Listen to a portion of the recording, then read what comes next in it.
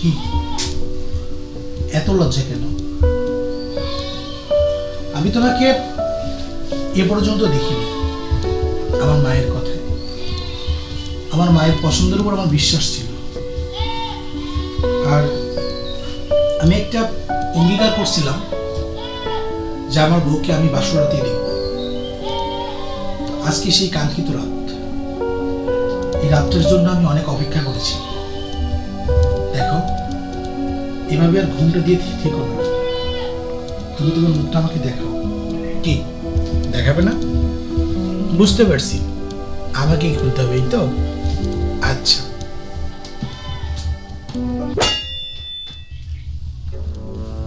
মা। কি হয়েছে বাবা? মা, এই মেয়েটা এখানে কেন? এই মেয়েটা কে? না মা, আমি ওরে বিয়ে করে নাই মা। আমি এই মেয়ের সাথে সংসার করতে পারবো না মা। মা, কয়েকদিন আগে এই মেয়েটার একটা ভিডিও ভাইরাল হয়েছিল মা। একে এলাকার সারা দেশের সবাই এর চিনে মা। মা, তুমি এটা কি করছো মা? তুমি আমার জীবনটা নষ্ট করে দিছো মা। আমি ওরে রাখতে পারবো না মা। মা, তুমি এক্ষুনি ওরে বিদায় করো মা। আমি এই বিয়া কবুল করি না মা। মান না আমি এই বিয়া যাও মা। কেন বাবা? মেয়েটা তো অনেক ভালো, মেয়েটাকে তো দেখে শুনে আমরা নিয়ে আসছি, আর তোমাকে তো দেখতে বললাম, তুমি তো দেখলা না। একে নিয়ে তোমার সংসার করতে হবে না মা। আমি ওরা রাখতে পারবো না মা। মা, তুমি এক্ষুনি ওরা এখান থেকে বের করো মা। ভাই, আমার বোনকে রাখতে পারবেন না?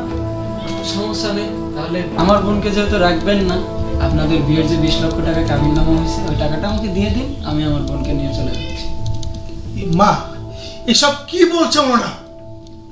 আসলে দেখেন, আমি আপনার বোনকে বউ হিসেবে মানি না ভাই। আপনার অনুরোধ লাগে, আমি যেভাবে হোক 5 লক্ষ টাকা ম্যানেজ করে দিচ্ছি, আপনি আপনার বোনকে নিয়ে এখান থেকে চলে যান ভাই। 5 লক্ষ টাকা? কিন্তু কাবিন নামা তো হয়েছে 20 লক্ষ টাকা। 20 লক্ষ টাকা দেওয়ার মতো অবস্থা আমার নেই মা। তুমি তুমি যা আছে মা, তোমার সবকিছু দাও না মা। সবকিছু দিয়ে হলেও এই মেয়েকে আমার জীবন থেকে বিদায় করো। এই মেয়ে যদি আমার সংসারে থাকে, তাহলে আমি আমার বন্ধুদের কাছে আমার মুখ দেখাতে পারবো না। বন্ধু মুখ দেখাতে পারবেন না? কিন্তু আপনারা যেটা করছেন সেটা আপনার কি মনে আছে?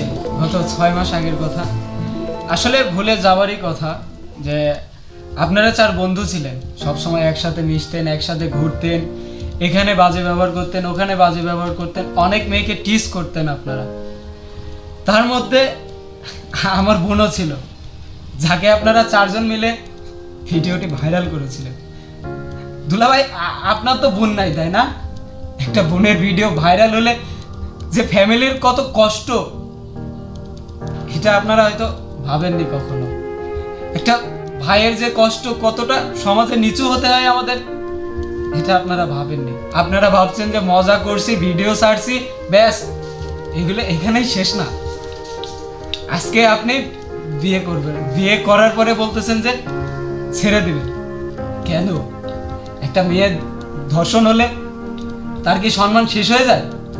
আর একটা ছেলে যখন করে তখন তার সম্মান কই যায়?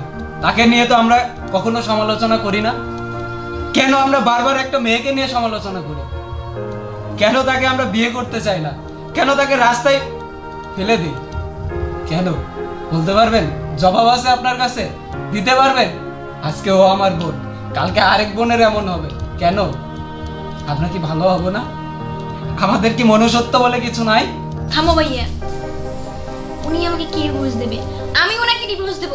আপনার মতো লম্পট চরিত্রহীন ছেলের সাথে আমি সংসার করতে চাই না। জানেন, আমি বারবার আত্মহত্যা করতে গেছিলাম, তখন আমার বারবার মনে হলো আমার ফ্যামিলির কি হবে। আমি কেন আত্মহত্যা করব? যারা আজকে আমার এই পর্যায়ে নিয়ে আসছে, আমি তাদেরকে শাস্তি দিতে চাই। তার জন্য আপনাকে আমার বিয়ে করা। আপনি আমাকে কি ডিভোর্স দেবেন? আমি আপনাকে ডিভোর্স দেবো? আপনার সংসার আমি করবো আপনি ভাবছেন? কখনোই না। ভাইয়া চলো, আর আপনাকে আমি ডিভোর্স লেটার পাঠিয়ে দেবো।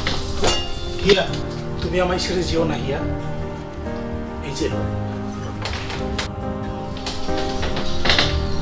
সত্যি বলতে কি, আমি ভুল করে ফেলছি। আর আমার কিছু বন্ধুদের কারণে আমি একটু অন্যরকম হয়ে গেছিলাম। আর আমি তোমাকে আজকে আমার জীবন সঙ্গী হিসেবে পেয়েছি, আমি বুঝতে পারছি এটা আমার কর্মফল। আমি তোমাকে নিয়ে সংসার করতে চাই, তুমিই পারবে এই অমানুষটাকে মানুষ বানাতে। তুমি যেও না প্লিজ, তুমি যেও না।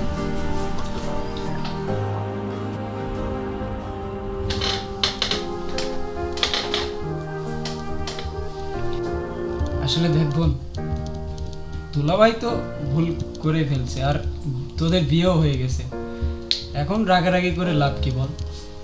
ভাই যেহেতু রাজি, তোরা সুখে সংসার করবি, এটাই আমার চাওয়া। তোরা এক হয়ে যা, দে তোর হাতটা দে।